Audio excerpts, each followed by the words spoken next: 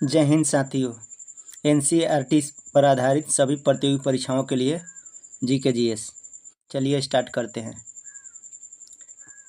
मुगल सम्राट द्वारा स्वतंत्र रूप से नियुक्त बंगाल का अंतिम गवर्नर कौन था? मुर्शिद कुल्लू खां। 1717 से 1727 ईस्वी तक इसका कार्यकाल रहा। मुर्शिद कुल्लू खां ने अपनी राजधानी ढाका से कहाँ स्थानांतरित की थी? मुर्शिदाबाद स्थानांतरित की थी।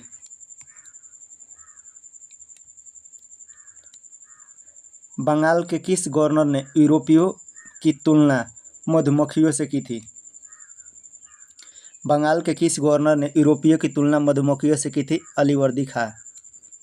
20 जून 1756 को प्रसिद्ध ब्लैक होल की घटना बंगाल के किस नवाब के शासनकाल में हुआ? सिराजुद्दौला के शासन में 20 जून 1756 को प्रसिद्ध ब्लैक होल की घटना बंगाल के किस नवाब के शासनकाल में हुआ?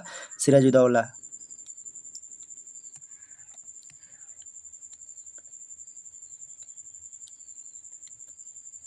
9 फरवरी 1757 को अलीनगर की संधि किसके मध्य संपन्न हुई?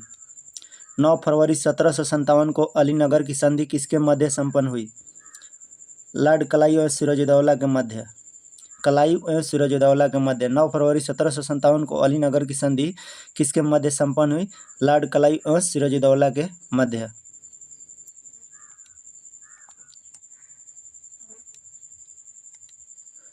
देखिए, भारतवर्ष में ब्रिटिश साम्राज्य का संस्थापक लॉर्ड रॉबर्ट क्लाइव को माना जाता है। भारतवर्ष में ब्रिटिश साम्राज्य का संस्थापक लॉर्ड रॉबर्ट क्लाइव को माना जाता है, जिसने प्लासी की युद्ध 23 जून 1757 में बंगाल के नवाब सिराजुद्दौला को पराजित कर पहली बार भारत में ब्रिटिश प्रभुत्व को नींव रखी।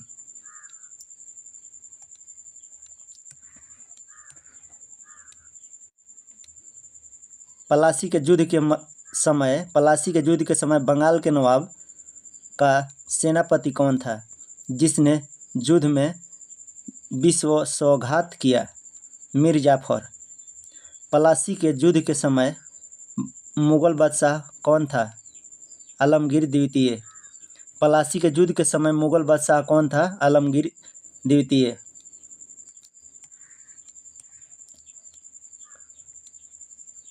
प्लासी युद्ध के पश्चात बंगाल का नवाब कौन बना? मीर जाफर। प्लासी के युद्ध के पश्चात बंगाल का नवाब कौन बना? मीर जाफर। भारत में ब्रिटिश प्रभुत्व की शुरुआत किस युद्ध से मानी जाती है? प्लासी के युद्ध से। 23 जून 1757। प्लासी का युद्ध कब हुआ था? 23 जून 1757। भारत में ब्रिटिश प्रभुत्व की शुरुआत किस युद्ध में मानी जाती है? तो प्लासी के युद्ध। प्लासी का युद्ध कब हुआ था? 23 जून 1757 को।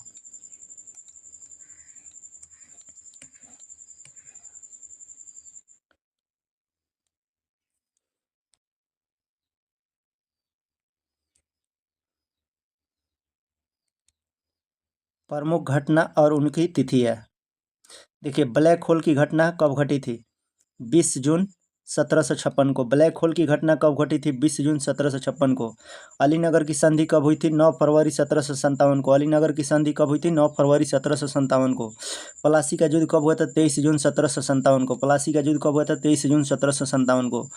बक्सर का युद्ध कब हुआ था? 22 अक्टूबर 1764 को। बक्सर का युद्ध कब हुआ था? 22 अक्टूबर 1764 को। इलाहाबाद की प्रथम संधि कब हुई थी? 12 अगस्त 1765 को। इलाहाबाद की प्रथम संधि कब हुई थी? 12 अगस्त 1765 को। फिर 4 दिन बाद ही इलाहाबाद की द्वितीय संधि हो गई, 16 अगस्त 1765 को। अब बनारस की संधि कब हुई थी? बनारस की संधि कब हुई? 1773 में। बनारस की संधि कब हुई थी? 1773 में। बनारस की संधि कब हुई थी? 1773 में। बनारस की संधि कब हुई थी? 1773 में।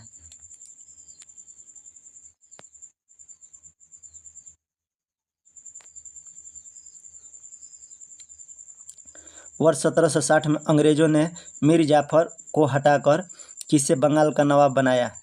मीर कासिम को। 1760 में अंग्रेजों ने मीर जाफर को हटाकर किसे बंगाल का नवाब बनाया? मीर कासिम को। 22 अक्टूबर 1764 को बक्सर का युद्ध कब हुआ था? 22 अक्टूबर 1764 को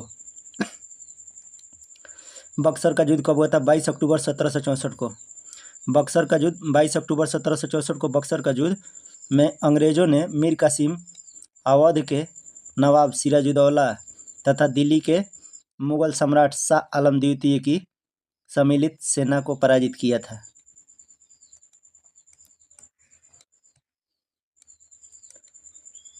बक्सर के युद्ध के समय ब्रिटिश सेना का सेनापति कौन था? Hector Munro. बक्सर के युद्ध के समय ब्रिटिश सेना का सेनापति कौन था? Hector Munro. बक्सर के युद्ध के समय बंगाल का नवाब कौन था? मीर जाफर। बक्सर के युद्ध के समय बंगाल का नवाब कौन था? मीर जाफर। बक्सर के युद्ध के समय बंगाल का नवाब कौन था? मीर जाफर। बक्सर के युद्ध के पश्चात इलाहाबाद की प्रथम संधि मुगल सम्राट शाह आलम द्वितीय, बंगाल के नवाब नजमुद्दौला तथा कलाइयों के मध्य तथा इलाहाबाद के द्वितीय संधि कलाइयों तथा अवध के नवाब सुजाउद्दौला के मध्य संपन्न हुआ। सिराजुद्दौला का मध्य संपन्न हुआ।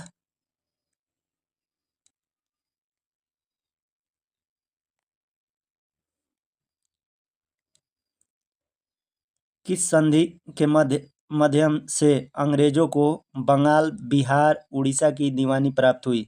इलाहाबाद की संधि। स्वर्ग से उत्पन्न सेनानायक किसे कहा गया है? रॉबर्ट क्लाइव को। स्वर्ग से उत्पन्न सेनानायक किसे कहा गया है? रॉबर्ट क्लाइव को।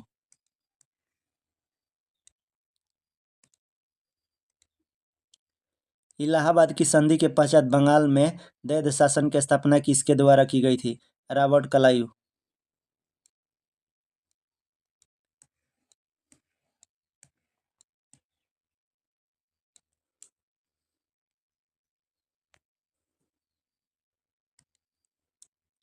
व्यक्तिगत प्रयासों से सर्वप्रथम कलकत्ता में शिक्षा हेतु मदरसा की स्थापना किसके द्वारा की गई? Warren Hastings. व्यक्तिगत प्रयासों से सर्वप्रथम कलकत्ता में शिक्षा हेतु मदरसा की स्थापना किसके द्वारा की गई? Warren Hastings. वर्ष 1784 में कलकत्ता में एशियाटिक सोसाइटी ऑफ बंगाल की स्थापना किसके द्वारा की गई थी? Sir William Jones. 1784 में कलकत्ता में एशियाटिक सोसाइटी ऑफ बंगाल की स्थापना किसके द्वारा की गई थी? सर विलियम जोन्स के द्वारा की गई थी।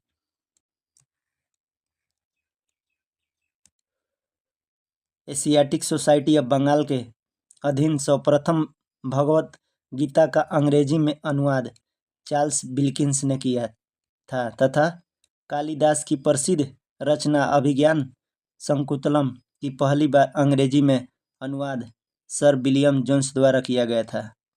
सर विलियम जोन्स द्वारा किया गया था। देखिए, एशियाटिक सोसाइटी ऑफ बंगाल के अधीन सर्वप्रथम भगवत गीता का अंग्रेजी में अनुवाद चार्ल्स विल्किंस ने किया था।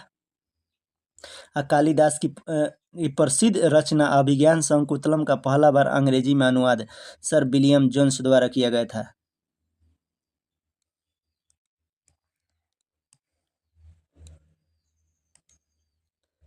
वाराणसी में प्रथम संस्कृत महाविद्यालय की स्थापना किसने की थी? जोनाथन डंकन ने। वाराणसी में प्रथम संस्कृत महाविद्यालय की स्थापना किसने किया था? जोनाथन डंकन ने। वर्ष 1800 में कलकत्ता में असैन्य अधिकारियों के प्रशिक्षण हेतु फोर्ट विलियम कॉलेज की स्थापना किसके द्वारा की गई थी? लॉर्ड वेलेस्ली के द्वारा की गई थी। लॉर्ड वेलेस्ली के द्वारा की गई थी। लॉर्ड वेलेस्ली के द्वारा की गई थी। लॉर्ड वेलेस्ली के द्वारा की गई थी।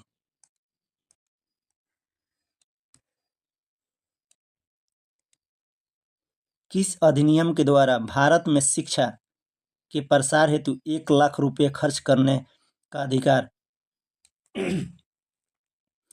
अधिकार गवर्नर जनरल को दिया गया? चार्टर अधिनियम 1813। आंग्ल प्राच्य विवाद किससे संबंधित है? भारत में शिक्षा पद्धति लागू करने के तरीकों से। भारत में शिक्षा पद्धति लागू करने के तरीके से आंग्ल प्राच्य विवाद संबंधित है।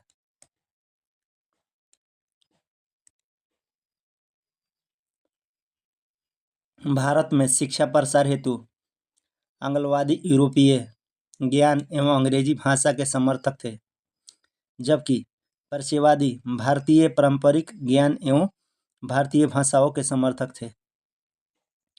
शिक्षा के संबंध में विख्यात अधोमुखी निस्यंदन सिद्धांत के प्रवर्तक कौन थे?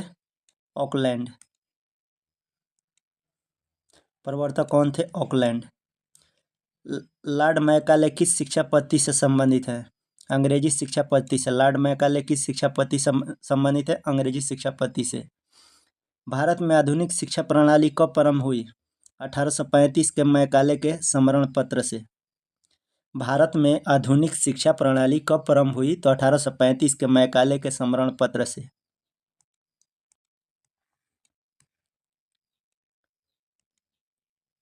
भारत में अंग्रेजी शिक्षा आरंभ की गई किस वायसराय के शासनकाल में? Lord William Bentinck. किस घोषणा पत्र को भारतीय शिक्षा का मैग्ना कार्टा कहा जाता है? वुड घोषणा पत्र 1854। किस घोषणा पत्र को भारतीय शिक्षा का मैग्ना कार्टा कहता है? वुड घोषणा पत्र 1854 ईस्वी को।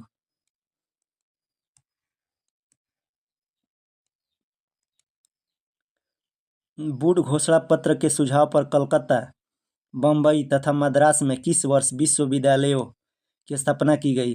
1857 ईस्वी। वर्ष 1857 में।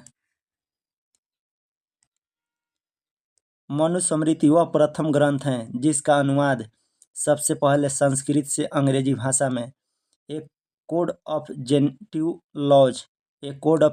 लॉज के नाम से प्रकाशित है। मनुस्मृति वह प्रथम ग्रंथ है जिसका अनुवाद सबसे पहले संस्कृत से अंग्रेजी भाषा में एक कोड ऑफ जेंटिव लॉज के नाम से प्रकाशित हुआ है।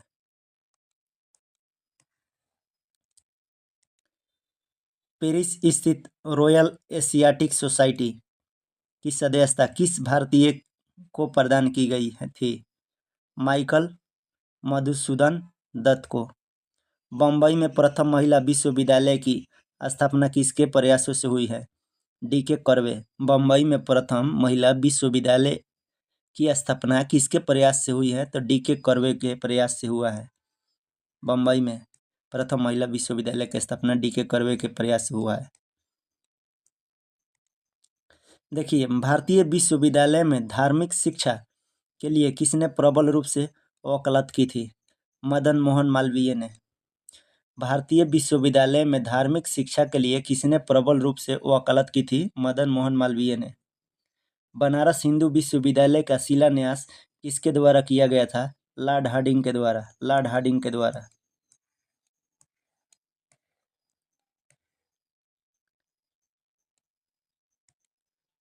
भारत में शिक्षा के क्षेत्र में विकास के लिए एनी बेसेंट ने वर्ष 1898 में सेंट्रल हिंदू कॉलेज की स्थापना की थी, जो वर्ष 1916 में मदन मोहन मालवीय जी के प्रयासों से बनारस हिंदू विश्वविद्यालय बना।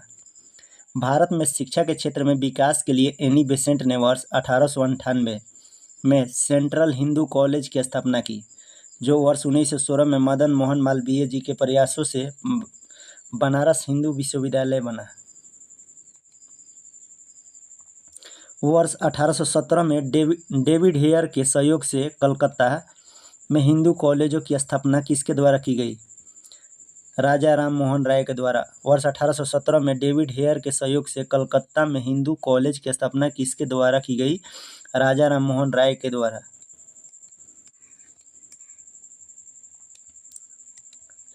वर्ष 1847 में रुड़की इंजीनियरिंग कॉलेज के रूप में भारत के प्रथम इंजीनियरिंग कॉलेज की स्थापना किसके द्वारा की गई? जेम्स टॉमसन के द्वारा। वर्ष 1847 में रुड़की इंजीनियरिंग कॉलेज के रूप में भारत के प्रथम इंजीनियरिंग कॉलेज की स्थापना किसके द्वारा की गई? James Thomson.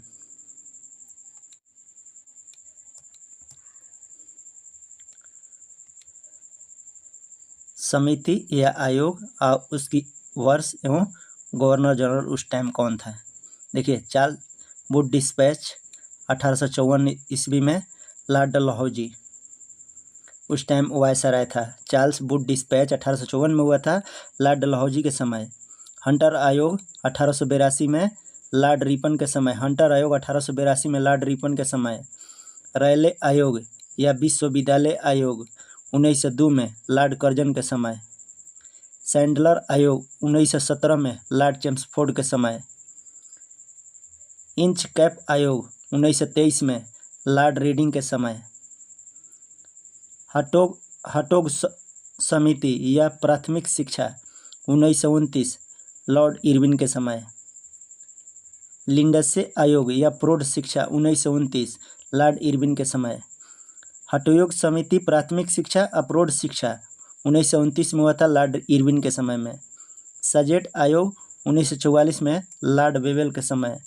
राधा कृष्ण समिति आयोग 1948 में लॉर्ड माउंटबेटन के समय।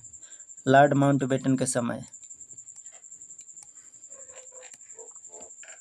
लॉर्ड वेटन के समय। भारत का प्रथम समाचार पत्र द बंगाल गजट किस वर्ष प्रकाशित किया गया था? वर्ष 1780 में जेम्स ऑगस्टन हिकी के द्वारा। वर्नाक्यूलर प्रेस एक्ट किस वायसराय के समय पारित हुआ था? लॉर्ड लीटन के समय। लॉर्ड लीटन के समय।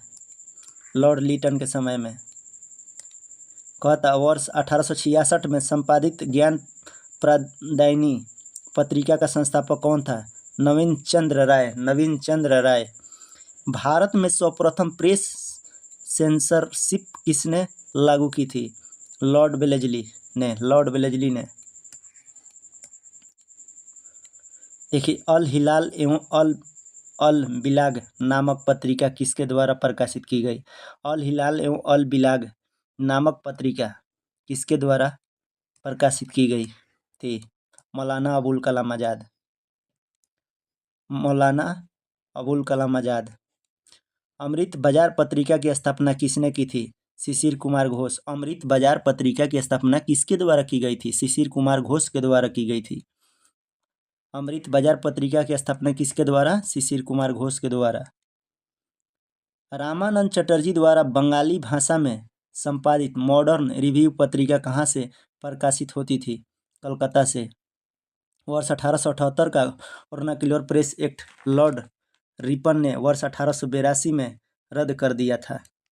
रिपन को प्रेस का मुक्तिदाता कहा जाता है।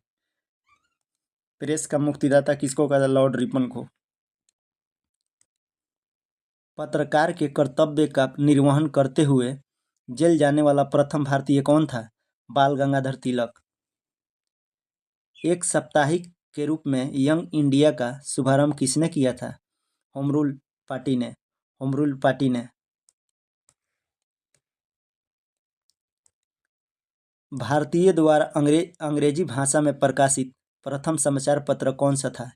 हिंदू पैट्रियट। भारतीय द्वारा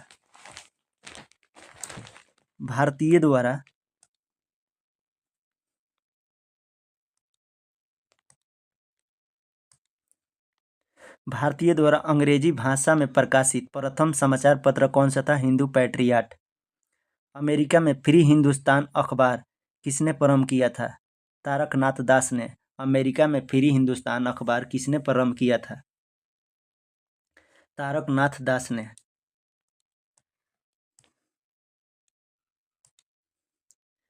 कानपुर से प्रकाशित प्रताप समाचार पत्र के माध्यम से विजय सिंह पथिक ने बिजौलिया आंदोलन को पूरा भारत में चर्चा का विषय बना दिया। फारसी साप्ताहिक मीरात उल अखबार किसके द्वारा प्रकाशित होता था? राजा राममोहन राय के द्वारा। फारसी साप्ताहिक मीरात उल अखबार किसके द्वारा प्रकाशित होता था? राजा राममोहन राय के द्वारा। कानपुर से प्रकाशित प्रताप समाचार पत्र के माध्यम से विजय सिंह पथिक ने बिजौलिया आंदोलन को पूरे भारत में चर्चा का विषय बना दिया।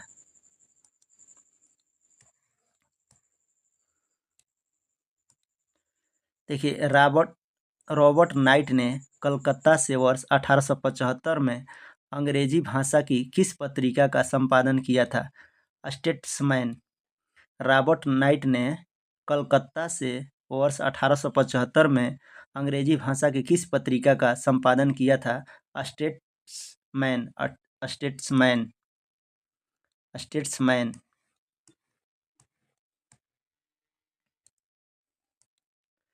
देखिए, वर्ष 1861 में इंडियन मिरर नामक अखबार का प्रकाशन कहाँ से होता था? कलकत्ता से। 1861 में इंडियन मिरर नामक अखबार का प्रकाशन कहाँ से होता था? कलकत्ता से। बहिष्कृत भारत पत्रिका से किसका संबंध था? डॉक्टर भीमराव अंबेडकर। बहिष्कृत भारत पत्रिका से किसका संबंध था? डॉक्टर भीमराव अंबेडकर का। हरिजन पत्रिका के प्रारंभकर्ता कौन था? महात्मा गांधी। हरिजन पत्रिका का प्रारंभकर्ता कौन था? महात्मा गांधी। अब बहिष्कृत भारत पत्रिका से किसका संबंध था? डॉक्टर भीमराव अंबेडकर। वर्ष 1861 में इंडियन मिरर नामक अखबार का प्रकाशन कहाँ से होता था? कलकत्ता से।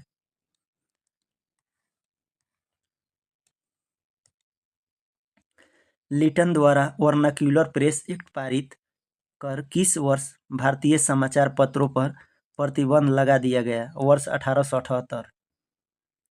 लिटन द्वारा वर्नाक्यूलर प्रेस एक्ट पारित कर किस वर्ष भारतीय समाचार पत्रों पर प्रतिबंध लगा दिया गया था? वर्ष 1878। वर्ष 1920 में लाहौर से लाला लाजपत राय द्वारा उर्दू में वंदे मातरम समाचार पत्र प्रारंभ किया गया था।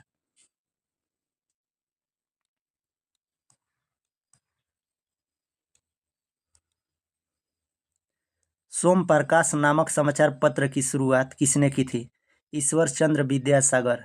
सोम प्रकाश नामक समाचार पत्र की शुरुआत किसने की थी? ईश्वर चंद्र विद्यासागर। लीडर अखबार किस कार्य के लिए प्रसिद्ध था? उदारवादियों की नीतियों का प्रचार करने के लिए। लीडर अखबार किस कार्य के लिए प्रसिद्ध था? उदारवादियों की नीतियों का प्रचार करने के लिए। उदारवादी नीतियों का प्रचार करने के लिए। अंग्रेजी साप्ताहिक पत्र वंदे मातरम के साथ किसका संबंध है? अरविंद घोष। अंग्रेजी साप्ताहिक पत्र वंदे मातरम के साथ किसका संबंध था? अरविंद घोष का। किस पत्रिका ने वर्नाक्यूलर प्रेस एक्ट 1878 का समर्थन किया था? पायनियर। किस पत्रिका ने वर्नाक्यूलर प्रेस एक्ट 1878 का समर्थन किया था? पायनियर।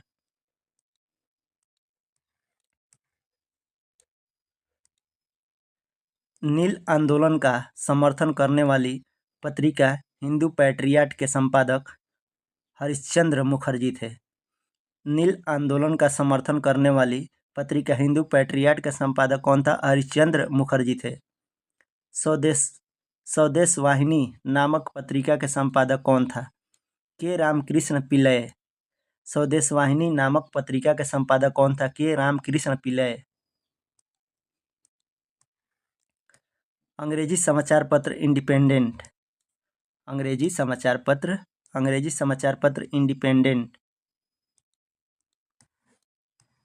किसके द्वारा प्रारंभ किया गया था? मोतीलाल नेहरू। किसके द्वारा प्रारंभ किया गया था? मोतीलाल नेहरू। मराठी भाषा की पत्रिका केसरी के संपादक कौन था? लोकमान्य बाल गंगाधर तिलक। मराठी भाषा की पत्रिका केसरी के संपादक कौन था? लोकमान्य बाल गंगाधर तिलक। मराठी भाषा की पत्रिका केसरी के संपादक कौन था? बाल गंगाधर तिलक। इंडियन नेशन अखबार का प्रकाशन कहाँ से होता था? पटना से। इंडियन नेशन अखबार का प्रकाशन कहाँ से होता था? पटना से। कांग्रेस के प्रथम अधिवेशन के समाप्त होने के एक सप्ताह बाद कलकत्ता के समाचार पत्र द इंडियन मिरर ने लिखा, बम्बई में आयोजित प्रथम राष्ट्रीय कांग्रेस भारत में ब्रिटिश शासन के इतिहास में एक महत्वपूर्ण अध्ययन जोड़ती है।